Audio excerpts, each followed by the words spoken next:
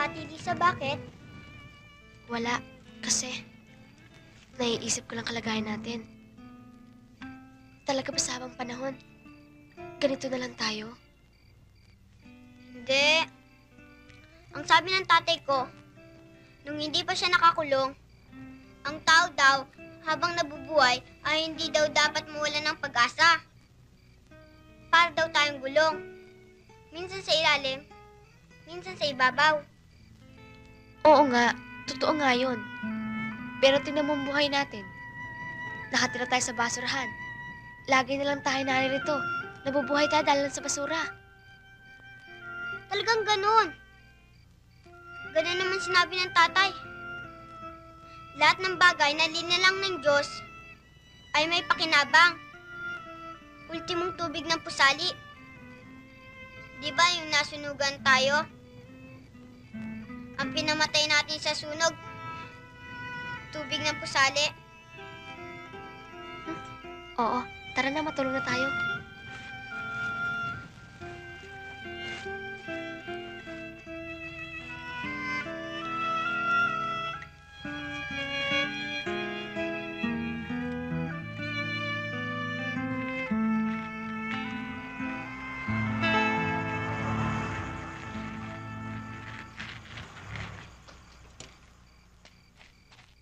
Boss? Boss, diyan sila nagpuyo. Diyan ba?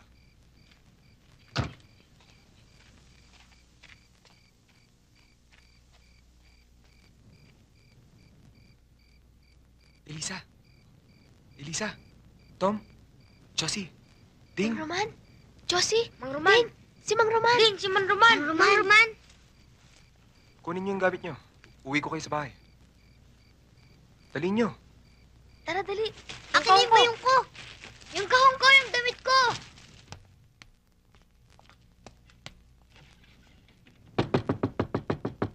Nay!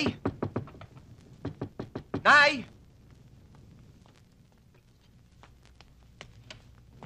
Tuloy, tuloy.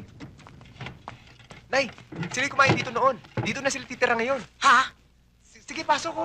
Doon o. Sige, magsiupo na kayo. tayo. Tom, baka O, ibaba niyo muna yung gamit niyo dyan. Mapapahain na ako at makakain na kayo. matulog, ah. Nay? Nay? Marami ba kayo niluto? Tsak, na gutom yung mga bata eh. Hindi kita maintindihan, Roman. Ano pa talaga ang gusto mong palabasin sa mga ginagawa mong yan? Abe, halos lahat ng basura sa kanya dinala mo rin sa loob ng ating pamamahay. Hindi ka santo, Roman. Pero nay naman, kawawa naman yung Pagkain mga na bata. kita. Inay! Inay! Inay, pansamantala lang naman yan eh. Sandali. Sandali Eh, lang. may tuturi mo ng mga ulilang lubos yan. Alam ko paano maging ulila dahil bata pa ho ako. Naulila na ako. Kaya alam kong hirap. Roman, alam ko, wala kang anak. At yan ang gusto mo na magkaroon ng maraming anak. Isang malaking pamilya. Total, patay na ang tatay mo. Hindi mo naman ako tunay na ina. Hihiwalay na ako sa'yo. Huwag mo na akong problemahin. Tapos, kung gusto mo, sige, mag-asawa ka. 5, 10, 1 dosena, 2 okay lang.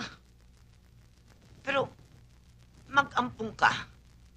Nako, mga yagit. Roman, mga batang yagit. Dami niyo man sinabi. Hindi ko may iniisip. Hindi ko may iniisip yung mga sinasabi niyo, ha? Basta, dito sila titira. Mang Roman, bawal po ba ang mga yagit dito? Hindi. Dito, basta tao tinatanggap.